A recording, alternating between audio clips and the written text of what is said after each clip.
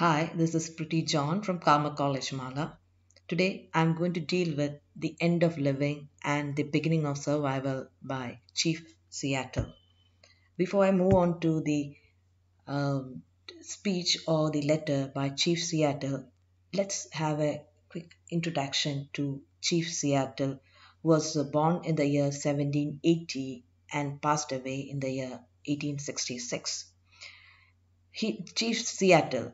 He was a chief of Duwamish tribe of the Native Americans in western Washington and metropolitan Seattle. He was a prominent leader of his times. He was much respected for his Native American wisdom and commitment towards maintaining the ecological balance of the ancestral lands that fell under his tribe's ownership. This American city of Seattle is named after Chief Seattle.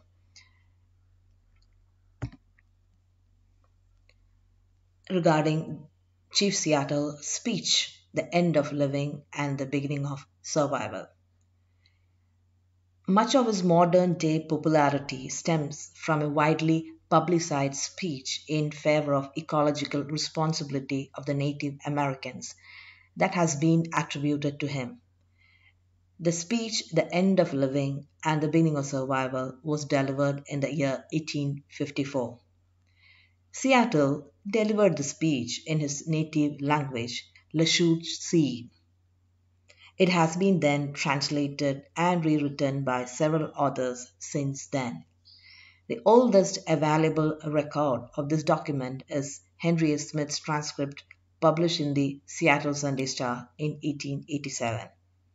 But modern critics see it as a flowery Victorian prose, far from the original speech of Seattle. The present extract is taken from Teddy Perry's script made for the promotion of the environmental movie Home. Native Americans, they had respect or reverence for life. They respected human dignity and understood the interconnection of all things to an extent that it has yet to be surpassed. Everything changed over the arrival of European immigrants. The genocide perpetuated by the United States on the Indian tribes and cultures, a pattern which still continues today, remains one of the most thorough indictments of white civilization. In 1854, Chief Seattle, leader of the Squamish tribe in the Washington Territory, delivered this prophetic speech, The End of Living and the Beginning of Survival, to mark the transfer of the ancestral Indian lands to the federal government. This speech was a response to the American government's land treaty to buy the native lands proposed by Isaac Stevens, the then governor of Washington Territory. In 1854, the US government made an offer for a large area of Red Indian land and promised a reservation for the Red Indian people. Chief Seattle made a reply to this proposal, and that is The End of Living and the Beginning of Survival. This inspiring speech delivered by him is a response to an offer made by the American president to buy their land. And this remains as the most beautiful and profound statement on environment and related issues. So, let's have a quick glance at the text, The End of Living and the Beginning of Survival. Let me read the first part for you. The President in Washington sends word that he wishes to buy our land. How can you buy or sell the sky, the warmth of the land? The idea is strange to us. If we do not own the freshness of the air and the sparkle of the water, how can you buy them? Every part of this earth is sacred to my people. Every shining pine needle means the thin, sharp leaves that grow on pine trees. Every sandy shore, every mist in the dark woods, every clearing means open space, and humming insect is wholly in the memory and experience of my people. The sap means the plant juice The sap which courses through the trees carries the memories of the red man. The red man here, it symbolizes the red Indian, and often we can find in the text the it's quite mentioning about the color difference, the color disparity, uh, right from the beginning of the text itself, the white, the red. So in this first part, we can find that Chief Seattle feels and argues that it is impossible to buy or sell natural resources like air, water, and land because we do not own them. They are gifts from God, they are divine gifts. The idea of buying or selling land is strange because it's a divine gift. It does not belong to man, and every part of the land is sacred to them. Every part of the earth is sacred to Seattle and his people, the Red Indians. They are part of the earth, and the earth is part of them. The earth does not belong to us, he says, but we belong to the earth, and all are bonded like family members. Let's have let's read the next part from the extract. The white man's dead forget the country of their birth when they go to walk among the stars. Our dead never forget this beautiful earth, for it is the mother of the red man. We are part of the earth, and it is part of us. The perfumed flowers, our sisters, the deer, the horse, the great eagle, these are our brothers. The rocky crust, the juices in the meadows, the body heat of the pony and man, all belong to the same family.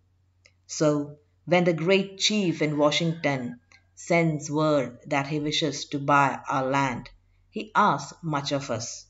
The great chief sends word he will reserve us a place so that we can live comfortably to ourselves. He will be our father and we will be his children. So we will consider your offer to buy our land, but it will not be easy, for this land is sacred to us. The shining water that moves in the streams and rivers is not just water, but the blood of our ancestors. If we sell you the land, you must remember that it is sacred, and you must teach your children that it is sacred, and that each ghostly reflection in the clear water of the lakes tells of events and memories in the life of my people. The water's murmur is the voice of my father's father. So here, Seattle claims that there is sacredness associated not only with the ashes of their ancestors, but also with the land which is their resting place. This is not the same case as the whites wander from their ancestors' graves. The ancestors of the native men, they do not forget their children and the land after death. They keep on loving its valleys, its rivers, its magnificent mountains, and its lakes. The white chief here, the great chief stands for the president of United States of America. The white chief has sent his wishes and asked for friendship, but he also wishes to buy their land in return.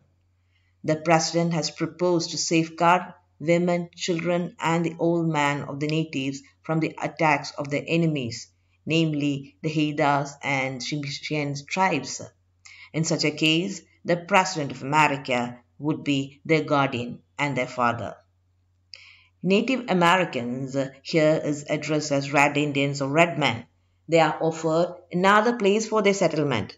This offer seems wise for Seattle, but Seattle thinks that the whites do not understand that their place holds more importance to them than being just a piece of land. And Seattle wants the white men to teach their children that the land is sacred and that each ghostly reflection in the clear water of the lakes tells of events and memories in the life of his people. The water's murmur is the voice of his fathers, that is, his ancestors. The rivers are our brothers. They quench our thirst. The rivers carry our canoes, and feed our children. If we sell you our land, you must remember and teach your children that the rivers are our brothers and yours, and you must henceforth give the rivers the kindness you would give any brother. We know that the white man does not understand our ways. One portion of land is the same to him as the next, for he is a stranger who comes in the night and takes from the land whatever he needs. The earth is not his brother, but his enemy, and when he has conquered it, he moves on. He leaves his father's grave behind, and he does not care. He kidnaps the earth from his children, and he does not care. His father's grave and his children's birthright are forgotten. He treats his mother, the earth, and his brother, the sky, as things to be bought, plundered, plundered means looted, sold like sheep or bride beasts. His appetite, which means hunger, will devour the earth and leave behind only a desert. So, here in these two paragraphs, we see even the souls of the Native Americans do not leave their land. Instead, they make it their permanent residence. But the worldview of white men is entirely different. For them, it is an object to be tamed, conquered, and exploited to the full until it ceases to be useful. He forgets his father's grave, that is, ancestor's grave, and his children's birthright. He treats his mother, the earth, and his brother, the sky, as things to be bought, to be looted, to be sold like sheep or bride beasts. The unscrupulous white settlers thus destroy the earth and deny his own children the graces of the earth and prevent them from enjoying the music of nature. If at all the transaction takes place, white men should remember that the land is sacred and inviolable. They should also teach their children the same. The chief also warns the white men to treat rivers and beasts as their own brothers, not to be seen through a utilitarian perspective. Here, the reality is that every object in the nature is connected with each other. So, whatever happens to man's and land will happen to us sooner or later. So, this is what we are going to see today. Let me thank you for the time being and see you in the next part. Thank you.